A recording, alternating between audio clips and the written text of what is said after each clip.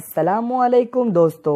سلطنت عثمانیہ جسے شاید ہماری نئی جنریشن زیادہ واقف نہ ہو، یہ مسلمانوں کی سب سے مضبوط اور سب سے زیادہ عرصے تک قائم رہنے والی سلطنت تھی۔ اس کی حدود 3 بر اعظم پر پھیلی ہوئی تھی۔ خدا نے اس سلطنت کو ایک کے بعد ایک ایسے قابل مہرواؤں سے نوازا تھا جنہوں نے اس کی شان اور شوکت کو عروج تک پہنچا دیا۔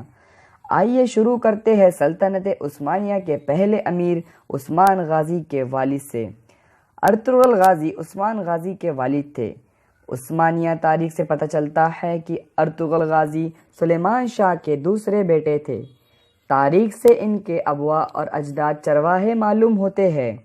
سلیمان شاہ کے گزرنے کے بعد منگولوں کے جنگ کے خطرے کی وجہ سے ارطغرل غازی اپنے قبیلے کے 300 لوگوں کے ساتھ اپنے آبائی شہر سے ہجرت مند ہوئے۔ اس وقت یہ قبیلہ 100 خاندانوں اور 400 گھڑ سواروں پر مشتمل تھا۔ اس علاقے میں ترکی نسل کے ہی لوگ جنہیں سلجوقی کہا جاتا تھا کی بادشاہت قائم تھی۔ سلجوقی حکومت اپنا عروج گزار چکی تھی۔ سلجوقیوں نے عالم اسلام کو الپ ارسلان جیسے بادشاہ دیے، جنہوں نے صرف 15,000 لشکر کی مدد سے رومیوں کے 1 لاکھ کے لشکر کو عبرتناک شکست کیا اور رومیوں کو اپنا غلام بنا لیا تھا۔ مگر ابھی یہ حکومت ایک طرف منگولوں کے اور دوسری طرف رومیوں کی وجہ سے اپنا زوال کی طرف بڑھ رہی تھی۔ جب ارطغرل اپنی مختصر سے قبیلے کے ساتھ اناطولیہ پہنچے تو یہاں ایک خون ریز جنگ جاری تھی۔ ایک طرف رومیوں کا لشکر جر تھا اور ایک طرف سلجوقی کی چھوٹی فوج تھی۔ جبکہ ارطغرل فطرتی ایک بہادر انسان تھے، انہوں نے کمزور اور چھوٹے گروہ کا ساتھ دیا۔ قسمت ان کے ساتھ تھی، اس لیے فتح نے ان کے قدم چومے۔ سلجوقی سلطان علاء الدین نے ارطغرل کے بہادری سے متاثر ہو کر انہیں اناطولیہ کی حدوں پر انہیں اور ان کے قبیلے کو جاگیر عطا کی۔ اسی طرح سلطان علاء الدین کو بھی ایک طاقتور حلیف مل گیا۔ سلجوقیوں کی ہلکی ہوتی ہوئی سلطنت کی وجہ سے اس کے کئی امیر اپنا مختاری کا دعویٰ کر چکے تھے، لیکن ارطغرل نے کبھی علاء الدین سے بغاوت کا نہیں سوچا۔ وفاداری ان کے خون میں تھی، اس لیے ارطغرل نے ہر موقع پہ علاء الدین کا ساتھ دیا۔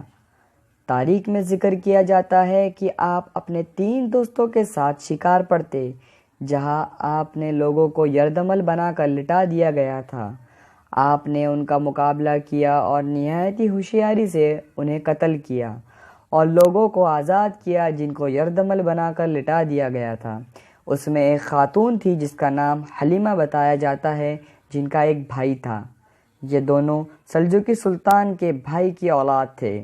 حلیمہ وہ خاتون تھی جو بتایا جاتا ہے کہ وہ ارطغرل غازی کی بیوی بنی اور عثمان غازی کی والدہ۔ 1258 عیسوی اس سال کو مسلمان کا بدترین زوال کے طور پہ یاد کیا جاتا ہے، کیونکہ اس وقت بغداد پر ہلاگو خان نے حملہ کیا اور اسے صفائی ہستی سے مٹا دیا۔ مسلمان عورتوں اور بچوں کو غلام بنا دیا گیا، جبکہ مردوں کا قتل کر کے ان کے کھوپڑیوں کے مینار بنا دیے گئے، ان کے مراکز تباہ کر دیے گئے اور علماؤں کو بھی قتل کر دیا گیا۔ ایسی تباہی کے بعد لوگ سوچتے تھے کہ مسلمان اب پہلے جیسا مقام حاصل نہیں کر پائیں گے، لیکن تقدیر ان پر ہنس رہی تھی، کیونکہ اسی سال جو کہ 1258 میں ارطغرل غازی کے یہاں ایک لڑکا پیدا ہوا جس کا نام عثمان رکھا گیا۔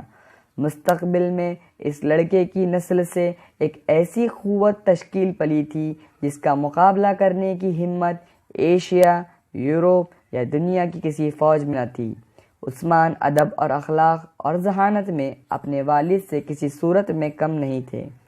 یہ بھی اپنی والد کی طرح سلجوقیوں کے وفادار رہے۔